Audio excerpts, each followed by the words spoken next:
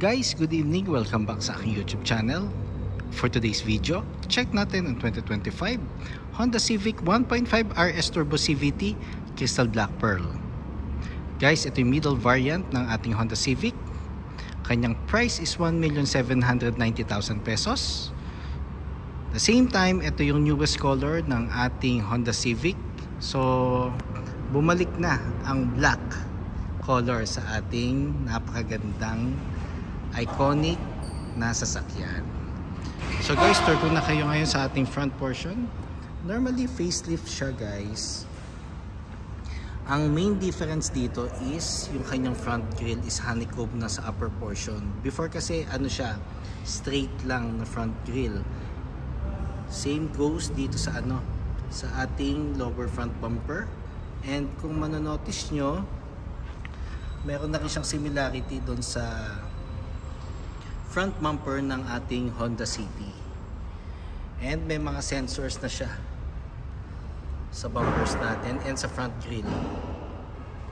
So equipped na rin nga pala siya ng Honda Sensing. Pero ang napansin ko dito guys, so naka LED headlights tayo with daytime running lights. Wala na siyang fog lamps. Kung mapapansin nyo, mas na mas aggressive yung ating front bumper compared dun sa previous model. Pakita ko lang ulit guys ang ating front portion. So marami nga pala naghahanap sa amin ng Honda Civic kung merong black. Ngayon ito nilabas na uli ng Honda Philippines ang Crystal Black Pearl na Honda Civic. Then na-launch siya guys last Thursday sa PIMS last week. And regarding sa engine guys, same pa rin naman with the previous model. 1.5 turbo CVT or 7-speed automatic, front wheel drive, double overhead cam with 178 horsepower and 240 Newton meters of torque. Fuel consumption guys, nag-range siya ng 8 to 14 kilometers city driving. Pag highway naman 14 kilometers and up. Pero depende pa rin yun sa driving habit nyo guys. Pero overall guys, powerful yet fuel efficient ang ating Honda Civic. Dito naman tayo sa passenger side. Kakarating lang nito pala guys kanina. Ang dami kasing nag-video and nagpa-picture. Kaya ngayon lang tayo nagkaroon ng time para i-vlog to. So yung kanyang mags is same naman with the previous model, 18-inch alloy wheels, ventilated disc na ang ating front brakes, MacPherson strut ang ating suspension. Ground clearance is 134 mm. Then side mirror is door integrated na, iwas blind spots. Then, ang side turning lights niya is nandito na rin sa side mirror. Then, meron na rin siyang lane watch camera.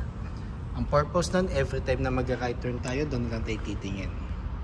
Then, glossy black door handles. Solid disc naman ang ating rear brakes.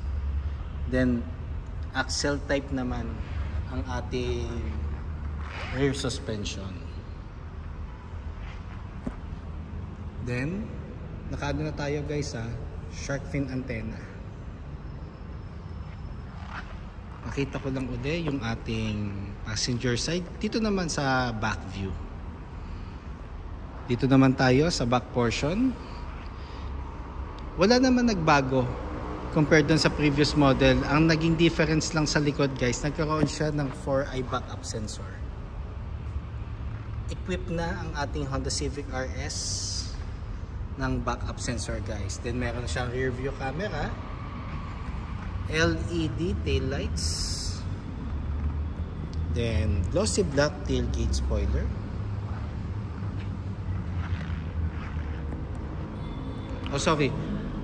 glossy black duck type spoiler.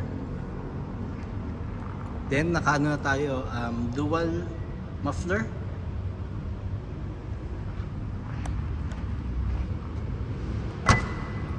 Then, pag inopen mo ang compartment guys, kung manonotice nyo, hindi ko na siya tinulak pa pataas. Kasi automatic siya pag pinress mo ang open button, fully open na agad ang compartment. Then, meron tayong 495 liters of cargo space. Very spacious guys. Then, meron tayong latch. Para pag pinul mo to, wait, buksan ko lang guys So, pwede mong i-fold yung second row seats. So, same setup pa rin naman siya with the previous model.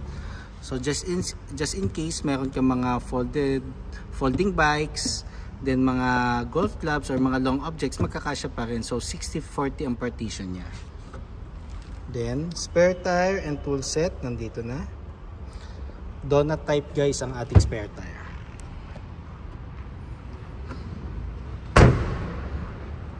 Then, fuel tank capacity is 47 liters. Minimum octane is 91. Pag gusto nyo ng higher octane like 93, 95, or 97, no problem. Basta kailangan i-maintain natin or consistent na isang octane lang ang gagamitin natin. Then, dito naman sa door panel for the second row, combination of urethane, glossy black accents, carbon type accents then with the surrounds ng ng window switch. Then sa armrest naman natin is leather with red stitches. Then buksan ko na yung ilaw guys So leather na ang ating seats, adjustable headrest, armrest with 2 cup holders. Then sa middle section natin guys, aircon vent with 2 Type-C USB ports. So for charging siya guys. Then LED na ang ating dome light. Then black na ang ating ceiling guys. Naman tayo sa front portion guys. So ano na rin siya, keyless and smart entry na rin siya. So pag sinabi mong smart entry, yung smart key kasi is nasa pocket ko, ang pag lock is tap mo lang yung tatlong line na to. Then automatic magfo-fold and iilaw yung headlight and tail lights. So pag hindi siya umilaw, it means meron pang door na hindi fully closed. Ang pag unlock naman ng unit, lagay mo lang yung kamay mo sa door handle. So safe naman siya kung nasa ang side ng smart key, yun doon lang magfa-function ang lock and unlock.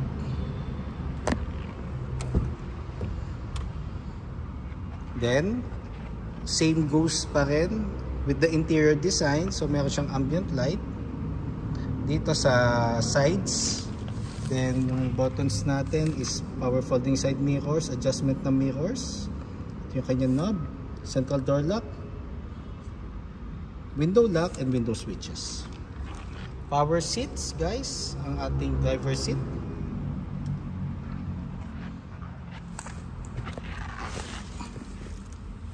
Then yung for the hood guys, ito nandito yung kanyang lever.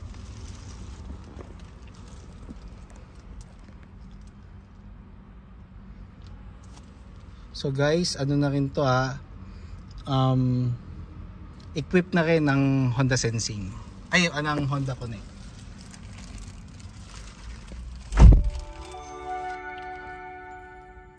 Then full digital panel guys. Then tilt and telescopic ang ating steering wheel. So pwede siyang i-forward up and down. Then forward and back.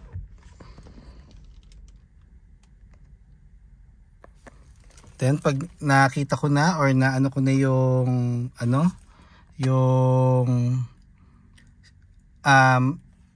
comfortable driving position ko, ito yung lock ng natin, ng ating steering wheel. Then touchscreen na ang ating audio unit with Apple CarPlay and Android Auto ready. Then wireless na siya guys. Then naka-boss na ang ating sound system. Then same pa rin naman ang setup ng aircon vent natin. So honeycomb siya with glossy black and chrome trimmings. Aircon buttons natin, dual zone air conditioning na rin siya. Then USB ports natin, charging and for mirroring. Then power outlet, wireless charger port. Transmission natin guys, same pa rin naman with the previous model. So meron siyang park, reverse, neutral, and drive.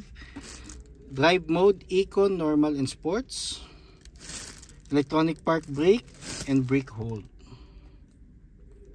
Then armrest natin is leather na with red stitches. Console box, 2 cup holders. Then ang maganda dito guys, ito yung kanyang texture.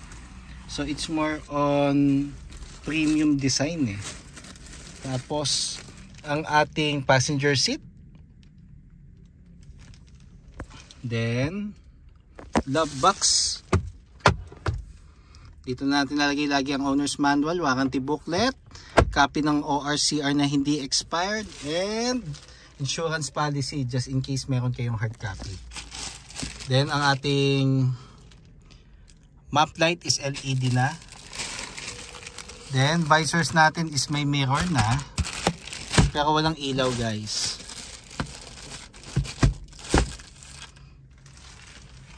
Then if ever guys, just in case gusto nyong magpaset ng appointment for actual viewing or even cash discounts for bank PO and cash payment terms and low down payments, parts inquiries or service appointment, feel free to call or text 0906-386-8937 or visit me at 598 EDSA Balintawak, Caloocan City. And look for me guys, syempre, Ross Oliver Cruz, ang inyong friendly sales manager here at Honda Cars Balintawak. Looking forward to meet you here guys, and kindly subscribe na nga rin pala sa aking YouTube channel para maging updated sa mga susunod na videos. Yun lang guys, thank you and God bless.